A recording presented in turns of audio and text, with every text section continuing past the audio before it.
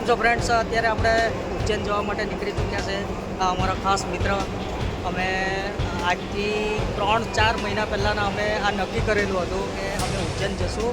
સુરેશભાઈએ મને બહુ રિક્વેસ્ટ કરેલો હતો, એટલે અત્યારે અમે ઉજ્જૈન જવા માટે નીકળીએ છીએ ને અમે અહીંયાથી જર્ની શરૂ કરશું અને તમને ખૂબ મજા આવશે. આ વખતેનો બ્લોગ વચ્ચે ઇન્દોર આવે છે, તો ઇન્દોર પર કદાચ અમે એ સિટીમાં ફરવાનો વિચાર છે. શક્ય હોય તો અમે ત્યાં રોકાશું અને ત્યાંના પણ અમે તમને વિડીયો બતાવી વિષય કરશું. સુરેશભાઈ પણ સારી રીતના આમાં મજા આવશે.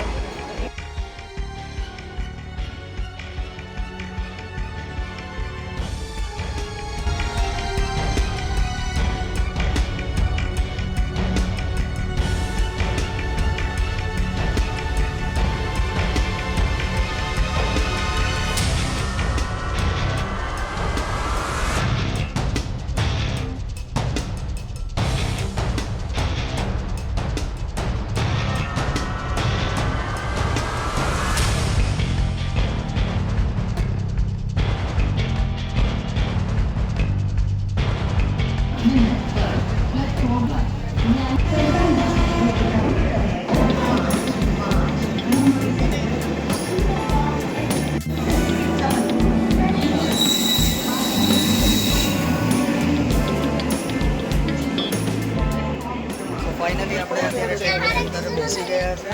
અહીંયા ઉપરની સાઈડે અત્યારે અમે હાલમાં સુરેશભાઈ સાથે બેસીને થોડી ઘણી વાત કરીશું. કેટલી ગાડી છે? નીકળી ગયા છે. અઠવાડિયામાં એક જ વાર ચાલે છે. હા, સો ફાઇનલી અત્યારે આપણે સુરતથી નીકળી ચૂક્યા છે ને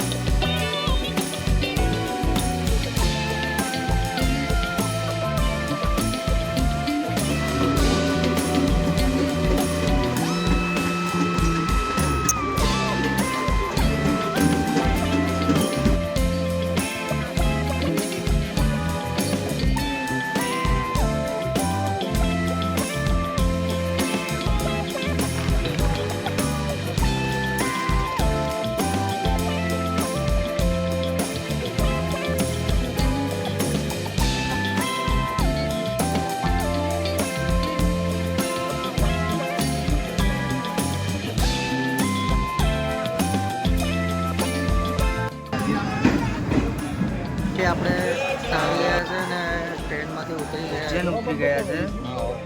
ઓમકારેશ્વર હવે નીકળવાના છે અમે, પણ અહીંયાથી સુરેશભાઈ કેટલા કિલોમીટર છે? 140 કિલોમીટર દૂર છે. તો અમે અહીંયાથી લક્ઝરીની અંદર લગભગ નહીં, સુરેશભાઈનું ભાડું કેટલું નક્કી છે? 250 રૂપિયામાં આપણને લઈ જાય છે ઓમકારેશ્વર મંદિર સુધી અને ત્યાં દર્શન કરશું. આજે સવાર પડી ગઈ છે, અત્યારે વાગ્યા છે 7:30, 8 વાગે બસ ઉપડશે. ઉજ્જૈનમાં આપણે અત્યારે જ્યાં ઊભા છે ત્યાંથી અમે આ કાકા પાસેથી આપણે પૌવા નાસ્તો લીધો છે, કારણ કે અમે ઉતરીને સીધા મતલબ કે અહીંયા જ આવી ગયા છે. કાકા, તમારી આ જે દુકાન છે કેટલા વાગે ખુલી જાય છે? 6 24 કલાક ચાલુ રહે 24 છે. કલાક એમ બાપા સીતારામ ગૂગલ ઉપર સર્ચ કરો તો માલુમ પડી જાય. બરાબર. તમારે કંઈક તકલીફ પડે, આપણા ગુજરાતી ભાઈ છે, આપણને અહીંયાથી મતલબ કંઈક ગાઈડલાઈન આપશે, તેના બહુ હિસાબે આગળ ગુજરાતી છે જઈએ. અહીંયા, ગુજરાતી સમાજ છે બહુ મોટી. બરાબર. એટલે એવું બધું ગુજરાતી જ છે અહીંયા. ને અહીંયા જમવાનું ને એવું કઈ જગ્યાએ વ્યવસ્થિત મળે એમ? ગુજરાતી સમાજમાં જ મળશે. ગુજરાતી સમાજમાં છે. હા. બરાબર.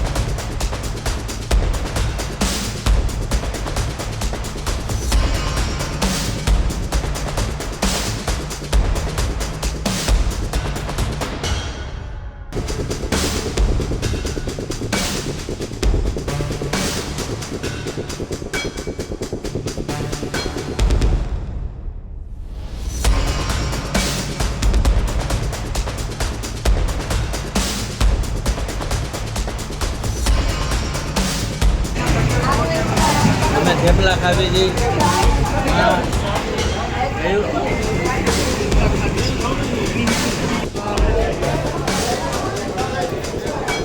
50 કિલોમીટર બાકી છે હવે ઓમકારેશ્વર પહોંચવા માટે. રસ્તામાં એક ધાબો આવ્યો છે અને જે બસમાં અમે સફર કરી રહ્યા છીએ એક આ સ્ટોપ છે. ત્યાં અમે અત્યારે હાલમાં સુરેશભાઈ ઘરેથી થેપલા લાવેલા છે, થેપલા ખાઈએ છીએ ને રસ્તાની એન્જોય કરીએ છીએ. તો ઘરના થેપલા એટલે કે સફર દરમિયાન બહારનું વધારે ખાવાની તબિયત ખરાબ થઈ જાય છે, માટે અમે ઘરેનું જ્યાં સુધી બને ત્યાં સુધી અમે ઘરનું ખાશું અને તબિયતનો અમે ખ્યાલ રાખીશું. નાસ્તો કરીને બસની અંદર બેસી ગયા છે. 5-1 મિનિટમાં બસ નીકળવાની તૈયારીમાં છે અને પછી આપણે જઈશું ઓમકારેશ્વર મહાદેવ મંદિર, ત્યાંનું દર્શન કરીશું. અને અહીંયાના જે વાતાવરણ છે મને ખૂબ જ પસંદ આવ્યું છે, કારણ કે સેમ આહવા ડાંગની અંદર આપણે જેવું વાતાવરણ જોઈએ છે એવું વાતાવરણ અહીંયાના જે જંગલો અને પહાડોની અંદર આપણને જોવા મળે છે. તો ખૂબ જ આનંદ થાય છે અહીંયા. એકવાર જરૂરથી આપણે આ દર્શને જવું જોઈએ, કારણ કે અત્યારે શ્રાવણ માસ ચાલી રહ્યો છે. શ્રાવણનો બીજો સોમવાર છે. અમે ઓમકારેશ્વર મહાદેવ મંદિરના દર્શન કરી રહ્યા છે. તો આપણે નર્મદા નદી અને ઓમકારેશ્વર મહાદેવ મંદિર બંને આપણે તમને બતાવવાની જેટલું બને ત્યાં સુધી આખું પરિભ્રમણ અમે કરીને તમને બતાવીશું.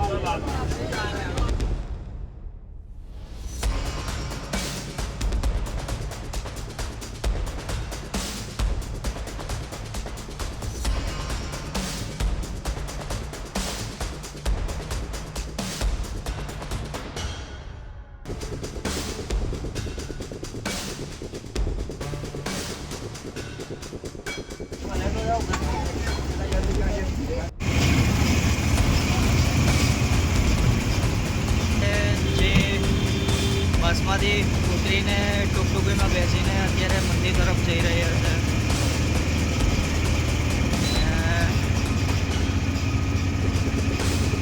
ત્યાં લગભગ એલાઉટ નહીં હશે.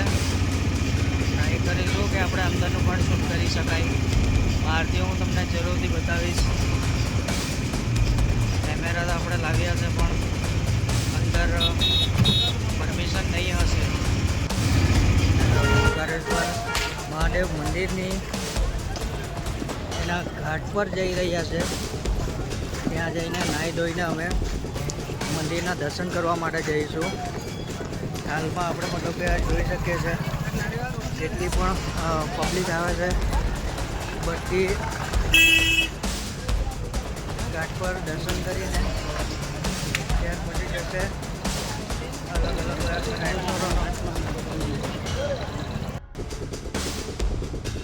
કેમ છો મિત્રો? આપણે અત્યારે ઓમકારેશ્વરમાં પહોંચી ગયા છે અને સામેની ગેટ પાસે અને હવે અંદર જવાના છે પણ ખબર નહીં અંદર આપણને શૂટ કરવા દેશે કે નહીં કરવા દે, પરંતુ આપણે ટ્રાય કરીશું કે ત્યાં જઈને આપણે શૂટ કરીશું. સામે પાછળ મારી સામે તમે મતલબ કે જોઈ શકો છો ત્યાં આપણે એ ગેટની અંદરથી જવાનું છે. એને બજાર ચાલુ થાય છે. બજારમાંથી આપણે પ્રસાર થઈને સીધા મંદિર તરફ આપણે જવાનું રહેશે અને ત્યાં આપણે મહાદેવના આપણે દર્શન કરીશું. સો તમને જેટલું બને ત્યાં સુધી હું તમને ત્યાં અંદર સુધી બતાવવાની કોશિશ કરીશ. નહીં તો અંદર કદાચ શૂટ નહીં કરવા દે તો કદાચ મારાથી તમને નહીં બતાવી શકાય, પણ આની જે મહત્ત્વ છે એ હું તમને જરૂરથી આની અંદર બતાવીશ અને આને આજુબાજુમાં જે લોકેશનો છે તેના વિશે અમે એક્સપ્લોર કરવાના છે આજે. અને તમારો જે સપોર્ટ છે અમારી માટે તે અમારી માટે બનાવી રાખજો. તેના માટે અમને ખૂબ દિલથી ધન્યવાદ છે.